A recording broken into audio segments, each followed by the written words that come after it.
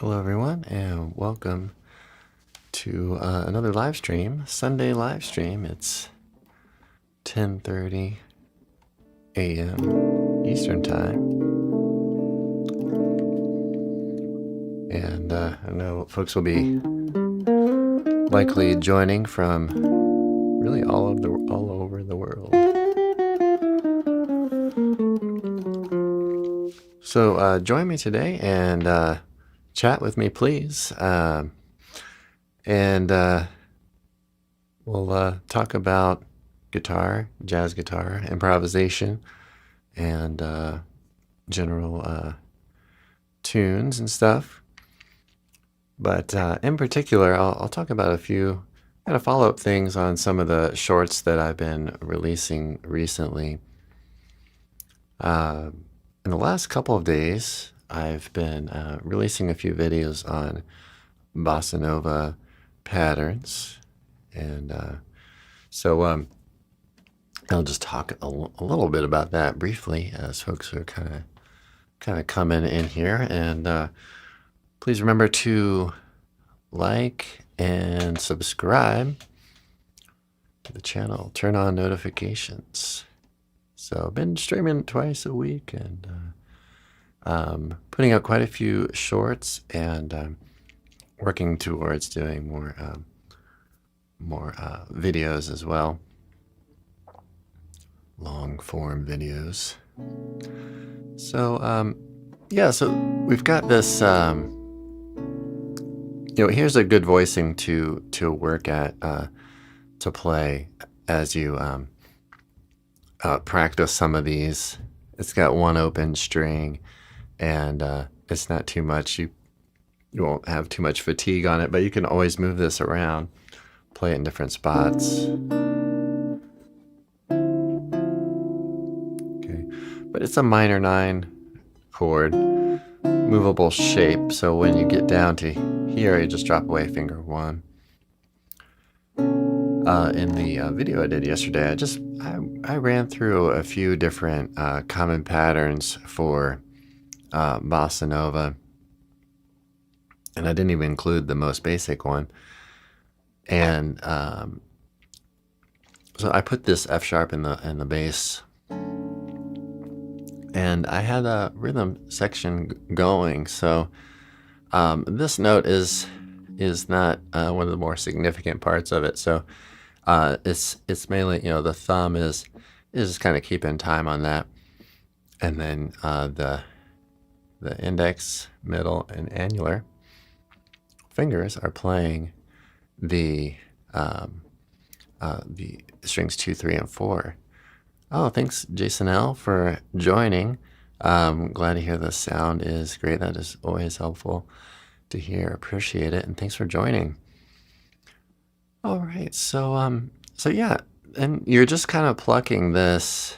So this is kind of our spot here, and so the short I did this morning, if you check that out, I did link this live stream to that. So basically go like finger thumbs together, just fingers, thumb on its own, and just fingers. Okay, so it's kind of like, you might think long, long, short, and then long or longer. That's where the long short system kind of breaks down, but that's kind of the idea of it, 1 and 2 E, and so great exercise to do is to practice counting subdivisions out loud. So you can say 1 E and 2 E and then repeat that. Takademi is great too. Takademi, takademi. One E end is really really good for explaining and communicating with others, because talk to just about anybody, I think, who's in the least American, school systems or U.S. school systems. And I would assume other countries as well. You say the and of the beat or even e and then generally know if they've had some experience with either private teachers or school teachers. So, but those are great, and also to count and say things out loud is really beneficial. And try different approaches to that. Right? You just count the strong beats. 1, 2, 1, 2, and then count the 1 and. So 1 and 2 and 1 and 2 and count the everything. So 1 E and 2 E and 1 E and 2 E and doing that out loud really extremely beneficial, and I try as I can to have private students do that. It sometimes takes a while to convince, but especially helpful sight reading and for everything. Speaking of which, I've just been kind of curious as to how many folks can read music on a standard notation at some level. I mean, like any level.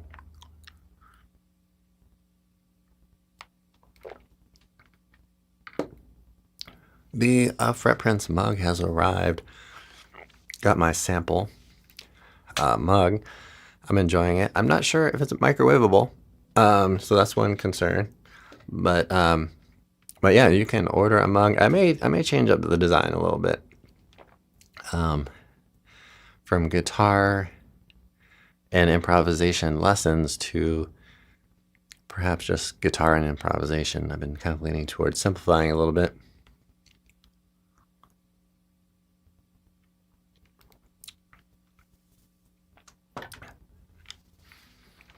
I'm thinking of also designing some more different colors, maybe like a gray or a black, and having the design kind of flipped around color-wise.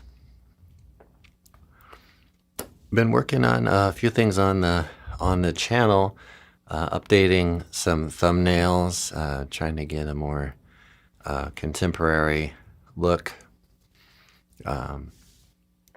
And maybe just overall better design. Let's see. Eric, hey, welcome back. Awesome to hear from you. So would like to learn. Had some many years ago, but almost zero ability to really read music. Yeah,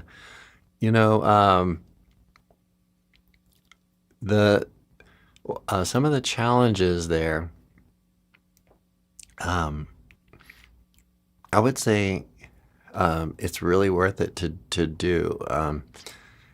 And some maybe advice on reading. I'll give you a little bit of my experience on reading. I was not a really good reader as a kid. I was also just reading books, visually. I just wasn't interested. And I took piano lessons, and the reading was kind of a pretty big hurdle for me as well. And but then taking guitar as a private student in my teenage years, my teacher there really encouraged it, and I was still very resistant to it.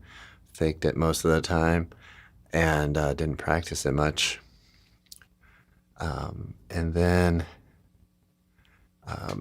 as a result, it was really hard to audition for stuff in my early 20s because the reading was so poor.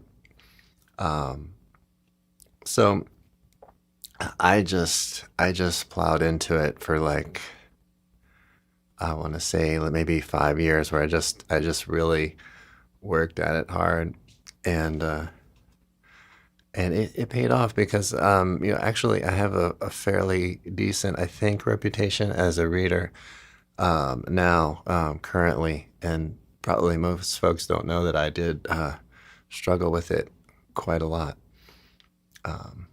So Eric says, Eric, getting out of first position is difficult. Yeah, absolutely. Yeah, it does open so much more. Yeah. The one thing, I thought about with this too was, if you've got, there are a couple dimensions to it. It's just to be, an overall well-rounded musician, whether you're just doing it for your own enjoyment or you're doing it professionally or semi-professionally or whatever, to have some well-rounded dimensions. And one thing that one of my teachers, Walter Namath, and trying not to name drop necessarily, but he was really an accomplished guitarist, played with the Buddy Rich Band for I think 10 years. He was like, he said, you gotta put on that jacket, put on that cloak or something like that. He has some sort of figurative message for me. Just get really well rounded, because we all have strengths and weaknesses and stuff. So yeah, I tried to get it back together, or get it together. It does open so much more. So reading up the neck, yeah, this is really important, and you can do this, using your ear strictly as well. So play a few notes, maybe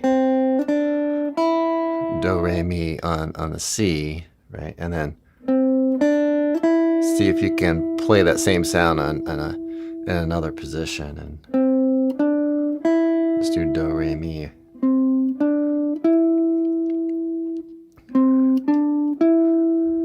Move up the neck and go as far as you can. Hello, Arthur. Welcome. Eric asks, is it different reading classical, say violin etudes, versus jazz bebop like Charlie Parker? Seems like all the chromatic and accidentals would be difficult in jazz. Yeah, great question. I did read a lot of violin etudes and early on to help with my reading. And yeah, it is kind of different because you maybe don't have the same sort of dialect, or maybe language. Maybe I shouldn't say as broad as language, but dialect, so to speak. But to get the foundation of playing, notes, and the classical violin etudes they'll move to closely related keys. They'll do dominant, tonic, and so all that forms a foundation. And then when you go into some of the bebop type language, you're maybe using some notes outside of that foundation. But if you've built that, then you know where the consonances are, and you're kind of reaching from between those notes, So the Bach, for solo violin solos, uh, um, partitas, and lots of arpeggios, so you can experiment with playing different arpeggios throughout.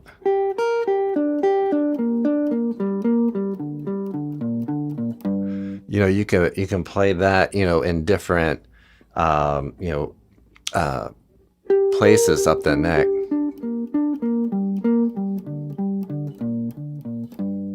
Move around. So that's like Eric was talking about, difficult to move from first position. So you take the same reading and just move it all around the neck, right? So Arthur, thanks so much for joining. Yeah, and so talking a little bit about reading, and so another thing is, um, I have an uncle. He's kind of like a second uncle, but a relative in the family who went to University of North Texas and graduated, and he did like a PhD in Oregon and all this, and I'm much younger than him, and he recommended, he of course heard about my interest in music, and he recommended pretty early on the Louis Bellson Modern Reading in 4/4 time. So I would spend on the rhythm aspect of things. I would spend time, working on the rhythm, because once you get the notes like pretty solid, that's ends up not really being the hard part of reading, in my opinion, or my experience.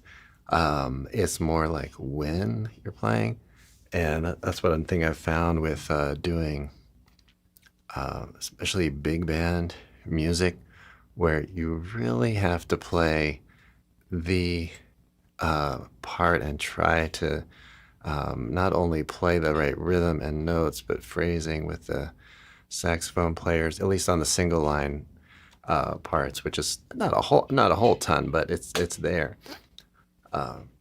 The when is really, really important. So counting and knowing when your entrance is, stuff like that. Mel Bay classics are good. Okay, so Mel Bay classics. Yeah, I'll have to look into that. I haven't checked that out. Another one I'm thinking about here is, oh boy, what was that one called? Hopefully that'll come back to me. But Melodic Rhythms. I can't remember who the publisher was. Melodic Rhythms. I think it was called Melodic Rhythms for Guitar. And that was one I had as a young person, and I mostly learned to read the chord symbols. I'm like, oh, what's that chord symbol? And I've tried to figure out how to play it. So I should have spent more time on the melodic part. So that's another thing. If anybody who's auditioning for anything, work on, if you have the list of things, don't put too much weight in any one of those aspects, and that's one mistake that I made early on, was having my own bias towards the things, or putting more importance on one thing than I should have. So, try to practice evenly if you're auditioning for university or conservatory admittance, or a military band, or a cruise ship gig, or whatever it is. Specific suggestions in a post. Yeah, like on YouTube. That's a great idea.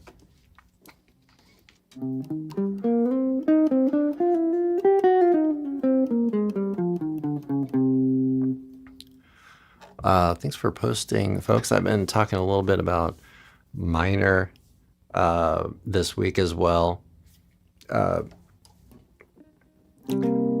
Released a book, a PDF ebook, which is on the channel. Check it out. Exercises that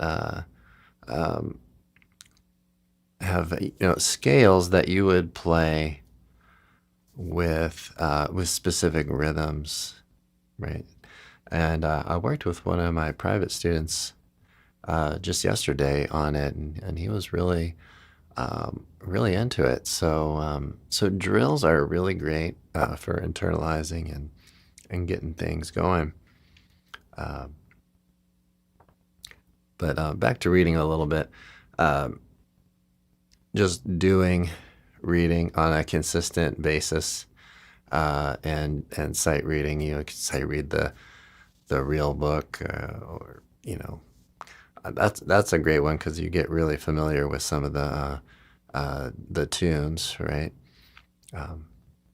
The benefit I would say is that if you have a lot of your own material, to communicate it with other musicians, kind of the quickest way is to write it out for them, right? So write something out. So if you can read it and write it, then so writing things down is also very helpful. So if you have an exercise, that act of physically on a piece of paper or just writing, it can solidify things too.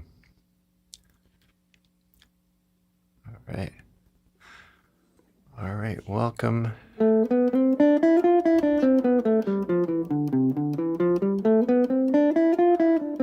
I've never served in the military, but I welcome your chat. I hope I haven't misrepresented anything when I mentioned military bands. That was just kind of an example of something that musicians might do, right? So I work with several folks who are ex-military musicians, and have some folks I've worked with in the past who went on to do military type things. I never did myself. Probably would have needed a haircut. I think I did audition. Well, I know I did, obviously, but I did audition at one point for a military band. I don't remember the specific one, but I remember they asked for a photo. I don't even know if I had long hair at that time, but anyway, they sent me a really nice letter, but I didn't end up going that route.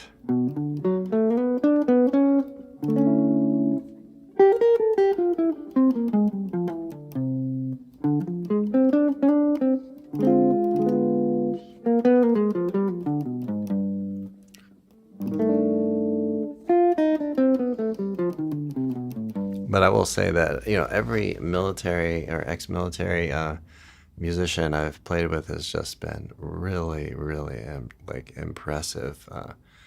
So it's been really nice to share the bandstand with some of those folks. Kind of an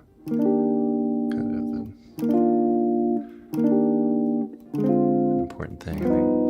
Because you get a lot of experience, you get a lot of rehearsal time, I think, and a lot of experience. So that's a kind of a powerful thing for your playing.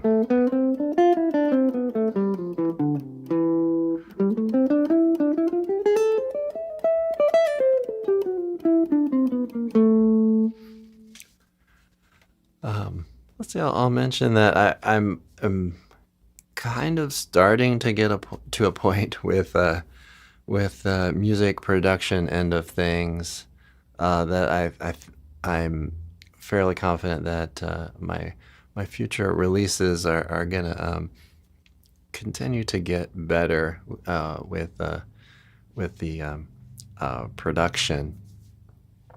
And this has been a real learning experience, how to get instruments to kind of gel into space and all that. So I'm kind of learning as I go here.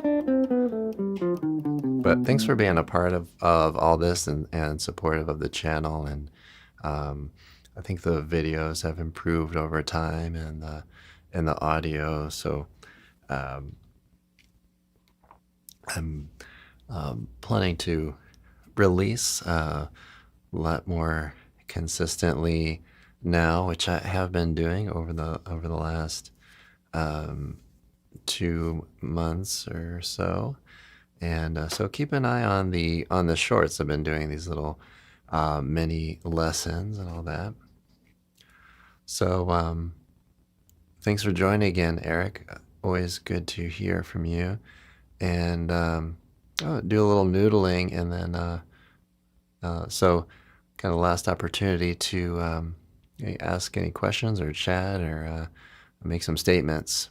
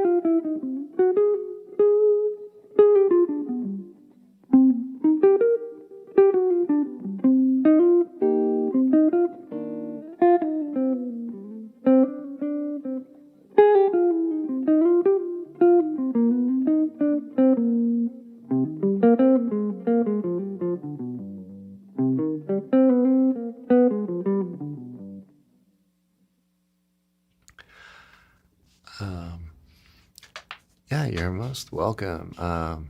Appreciate it. Appreciate it. It's very encouraging to hear that, Eric. Thank you. So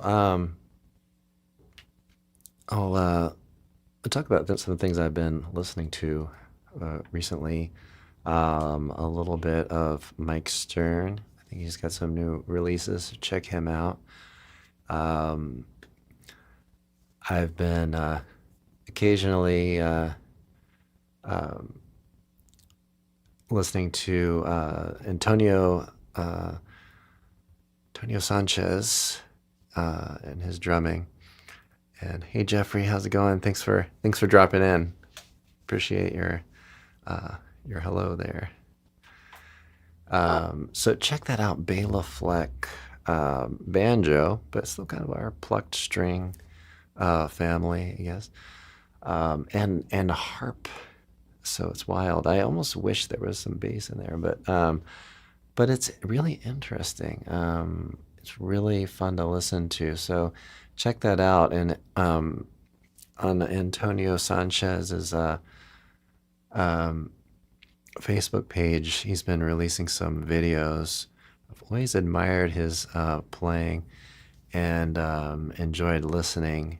I think sometimes as a guitarist, it's nice to just visually see, a different instrument and a different kind of total approach, and just kind of watch somebody play the drums. It's visually very interesting, and orally as well. So check that out. That's really interesting. I've seen Antonio Sanchez live 2 times, I think. I've seen Bela Fleck live probably 2 or 3 times.